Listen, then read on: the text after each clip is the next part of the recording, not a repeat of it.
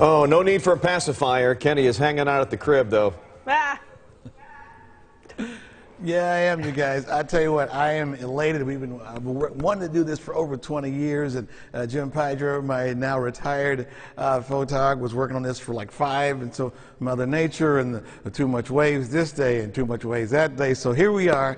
This is amazing. First television broadcast live that's ever been done here. You said radio. There was a radio broadcast but live. for television. For TV, you're the first. You saw it here first. Okay, so Brenda, now we're up top here. This is when the crib was being built back in the day. This is where the crew stayed, correct? Absolutely. So this crib is also called crib number 3 because it was one of 3 cribs in a series that went back to shore. And they were digging from both ends of the tunnels at the same time, so they would all meet, and they would have to get within 2 to 4 inches of exact, using plumb lines and the technology of the early 1900s to make it work.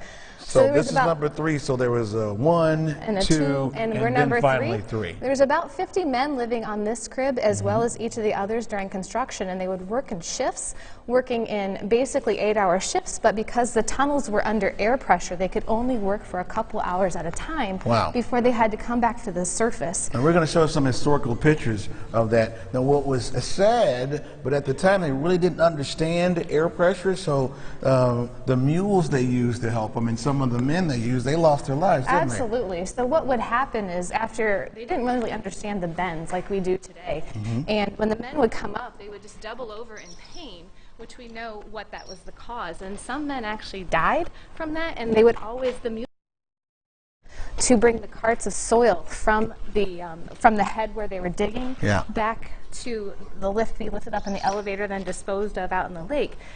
Those mules would all eventually die too, and there was stories in the paper, and they ran out of mules, and so they had to start using donkeys. They ran out of mules because they lost so many, then started using donkeys. Because it makes sense, because if you're digging all of this soil out, you got to get it back to shore some kind of way, right? Well, actually, they would just take it a minimum of 100 feet away from the crib and just side cast it into the lake.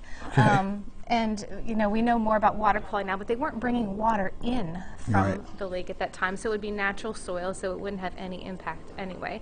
Another interesting little fact is this crib, as well as the others, to help build them and hold them in place, they had barged over stones from Kelly's Island. Really? And that's a really popular destination now where you can see where they used to quarry, so some of the stones that were quarried there are still here in Lake Erie. That's amazing. And you'd mentioned the females. Yeah, there was a female crib keeper. So on crib number 1, a lady and a husband got married, and she was able to stay out on crib number 1 for pretty much the first year of their life together. What a honeymoon. What a honeymoon.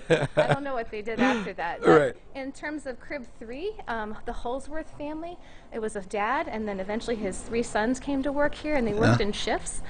They worked the crib from 1904 until the 1940s, and 2 of them, they didn't die on the crib, but they died as crib keepers. And then another series of 3 or 4 men took over that caretaking to keep themselves entertained. Books, gardens, fishing. Yeah, they made gardens and everything. And Lamont, we're going to end with them showing the view of Cleveland. And then they had, it didn't necessarily look like that back in the day, but that was the view they had. Fishing, gardens, everything they could to keep themselves occupied. So cool, so neat, you guys. And again, in 1904, this was the first one in the United States of America. So another reason Cleveland should be proud and happy. Now we're going to go up top to give you guys even a cooler view of the 5 Mile Crib. Back to you guys in the studio. Thank you, Brenda. That is so cool. Cool stuff. Beautiful. 5 miles away. Never done on television ever. That's what we do here. That's right. Amazing stuff.